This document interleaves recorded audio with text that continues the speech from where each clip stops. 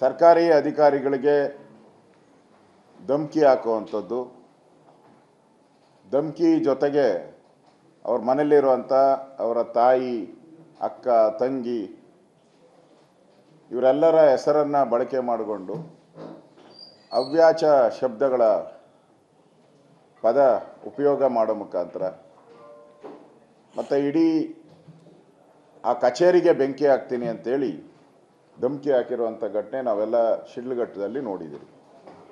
ಇಷ್ಟಾದರೂ ಕೂಡ ಕಾಂಗ್ರೆಸ್ ಅವರು ಅದನ್ನು ಸಮರ್ಥನೆ ಮಾಡ್ತಾ ಇದ್ದಾರೆ. ಸ್ವತಃ KH ಮುನಿಯಪ್ಪನವರು, ಅವನು ಭಾಳ ಒಳ್ಳೆಯವನು, ಆಯಮ್ಮಂದೇ ತಪ್ಪು, ಆಯಮ್ಮ ಜಿಲ್ಲಾಧಿಕಾರಿಗಳಿಗೆ ದೂರು ಕೊಡಬೇಕಾಗಿತ್ತು. ನಾಚಿಕೆ ಆಗಬೇಕು ಕಾಂಗ್ರೆಸ್ ಅವ್ರಿಗೆ. ಇಷ್ಟೆಲ್ಲ ಮಾಧ್ಯಮದಲ್ಲಿ ಬಂದ ಮೇಲೂ ಕೂಡ ಕಳೆದ 2 ದಿನದಿಂದನೂ ಇನ್ನೂ ಅವ್ರಿಗೆ ಬೆಂಬಲ ಮಾಡ್ತಾ ಇದ್ದಾರೆ ಅಂತ ಹೇಳಿದ್ರೆ ಕಾಂಗ್ರೆಸ್ ಅವರು ಯಾವ ರೀತಿ ಕಳೆದ 2.5-3 ವರ್ಷದಲ್ಲಿ ಅವರ ಆಡಳಿತದಲ್ಲಿ ಅಧಿಕಾರಿಗಳ ಬರೀ ಸಾವು, ನೇಣು ಹಾಕ್ಕೊಬೇಕು, ಟ್ರಾನ್ಸ್ಫರ್ದ ದಂಧೆಗೆ ಸಿಕ್ಕಾಕ್ಕೊಬೇಕು, ಆತ್ಮಹತ್ಯೆ ಮಾಡ್ಕೊಬೇಕು, ಈಗ ಅವ್ಯಾಚ ಶಬ್ದಗಳಿಂದ ಬಯಸ್ಕೊಬೇಕು. ಇದು ಇವತ್ತಿನ ಕರ್ನಾಟಕದ ಕಾಂಗ್ರೆಸ್ ಸರ್ಕಾರದ ಆಡಳಿತದ ದುಸ್ಥಿತಿ. ಈ ಸರ್ಕಾರದಲ್ಲಿ ಕಾಂಗ್ರೆಸ್ಸಿನ ಪುಡಾರಿಗಳು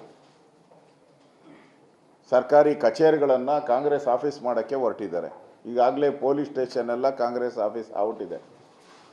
ಇನ್ನು ಸರ್ಕಾರಿ ಕಚೇರಿಗಳನ್ನು ತಹಸೀಲ್ದಾರು, AC ಕಚೇರಿ, DC ಕಚೇರಿಗಳನ್ನೆಲ್ಲನೂ ಕೂಡ ಕಾಂಗ್ರೆಸ್ ಆಫೀಸ್ ಮಾಡೋಕ್ಕೆ ಹೊರಟಿದ್ದಾರೆ.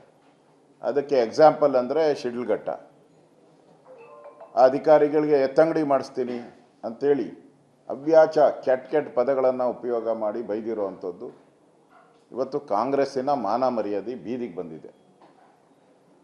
ಇದರ ವಿರುದ್ಧವಾಗಿ ಇವತ್ತು ನಾನು ಗೌರವಾನ್ವಿತ ನಮ್ಮ ಚೀಫ್ ಸೆಕ್ರೆಟರಿ ಅವರನ್ನು ನಮ್ಮ ಆಫೀಸ್ಗೆ ಬರ ಕೇಳಿದ್ದೆ. ಅವರು ಬಂದಿದ್ದರು ಸಮಯ ಕೊಟ್ಟು. ನಾನು ನನ್ನ ಪ್ರೊಟೆಸ್ಟನ್ನು, ನನ್ನ ವಿರೋಧವನ್ನು, ಪ್ರೊಟೆಸ್ಟನ್ನು, ಅಧಿಕಾರಿಗಳನ್ನು ಅವರ ರಕ್ಷಣೆ ಮಾಡುವಂಥದ್ದು ಚೀಫ್ ಸೆಕ್ರೆಟರಿಯವರ ಕರ್ತವ್ಯ. Chief secretary is the head of the department of all officers, administrations. ಈಗ ನೀವೇ ಕಾಪಾಡಿಲ್ಲ ಅಂದರೆ ಅವ್ರ ಗತಿ ಏನು?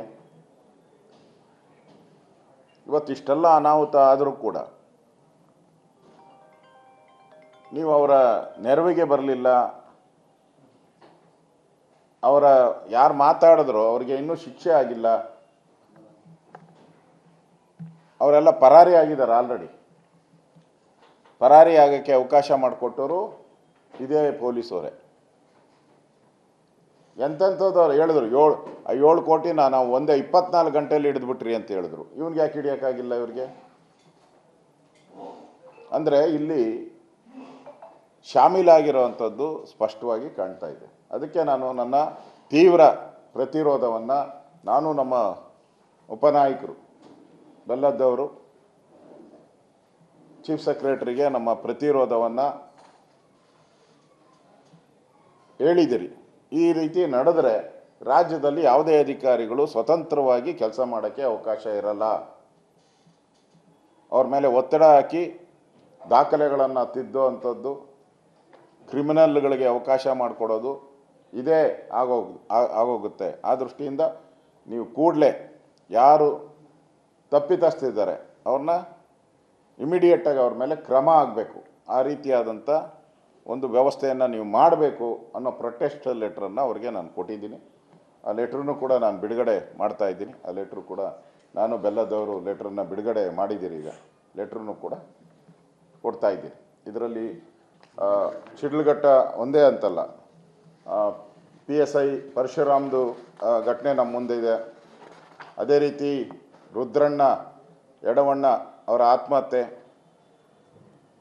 ಗ್ರಂಥಪಾಲಕಿ ಭಾಗ್ಯವತಿ, ಚಾಮರಾಜನಗರ ಜಿಲ್ಲೆಯ ಪಂಚಾಯಿತಿ ನೀರುಗಂಟಿ ನಾಯಕ ಆತ್ಮಹತ್ಯೆ, ಅದೇ ರೀತಿ ನಮ್ಮ ಮಾಗಡಿಯ ಬಾಲಕೃಷ್ಣ ತಹಸೀಲ್ದಾರ್ಗೆ ಚಪ್ಪಲಿ ತಗೊಂಡು ಹೊಡಿತೀನಿ ಅಂತ ಹೇಳಿರೋ ಘಟನೆನೂ ನಮ್ಮ ಕಣ್ಮುಂದೆ ಇದೆ. ಸ್ವತಃ ಇವರೇ ಮುಖ್ಯಮಂತ್ರಿನೇ ಎಸ್ ಪಿಗೆ ಕಪ್ಪಾಳ ಮೋಕ್ಷ ಮಾಡೋಕ್ಕೆ ಹೋಗಿರೋ ಘಟನೆಯೂ ನಮ್ಮ ಕಣ್ಮುಂದೆ ಇದೆ. ಭದ್ರಾವತಿಯಲ್ಲಿ ಮರಳು ಮಾಫಿಯಾ ಕಂಟ್ರೋಲ್ ಮಾಡೋಕ್ಕೆ ಹೋದಂಥ ಅಧಿಕಾರಿ ಶ್ರೀಮತಿ ಜ್ಯೋತಿ ಅವ್ರ ಮೇಲೆ ರಾರಿ ಹತ್ತಿಸಿ ಕೊಲ್ಲುವುದಾಗಿ ಅಲ್ಲಿನ ಶಾಸಕರ ಪುತ್ರ ಬೆದರಿಕೆ ಹಾಕಿರೋದು ಇದಿದೆ. ಉದಯಗಿರಿ ಪೊಲೀಸ್ ಠಾಣೆಯ ಮೇಲೆ ದಾಳಿ ಮಾಡಿದಾಗೂ ಕೂಡ ಏನು ಕ್ರಮ ಆಗಿಲ್ಲ. ಈಗ ಪೌರಾಯುಕ್ತೆ ಅಮೃತಾ ಗೌಡ ಅವರ ಮೇಲೆ ಅವ್ಯಾಚ ಶಬ್ದಗಳನ್ನು ನಿಂದನೆ ಮಾಡಿರೋ ಘಟನೆಯೂ ಇವತ್ತು ಕಣ್ಮುಂದೆ ಇದೆ. ಇಷ್ಟೆಲ್ಲ ಆದರೂ ಕೂಡ ಸರ್ಕಾರ ಇವ್ರು ಯಾರ ಮೇಲೂ ಕ್ರಮ ತೆಗೆದುಕೊಳ್ಳದೆ ಇದ್ದಿದ್ದರಿಂದ ಇವತ್ತು ಶಿಡ್ಲಘಟ್ಟದ ಘಟನೆ ಮರುಕಳಿಸಿದೆ.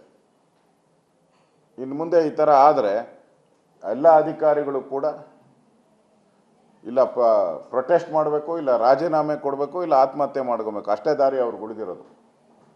ಆ ಪರಿಸ್ಥಿತಿಗೆ ರಾಜ್ಯ ಸರ್ಕಾರ ಇಲ್ಲಿಗೆ ಕಾಂಗ್ರೆಸ್ ಅವರು ತಂದಿದ್ದಾರೆ.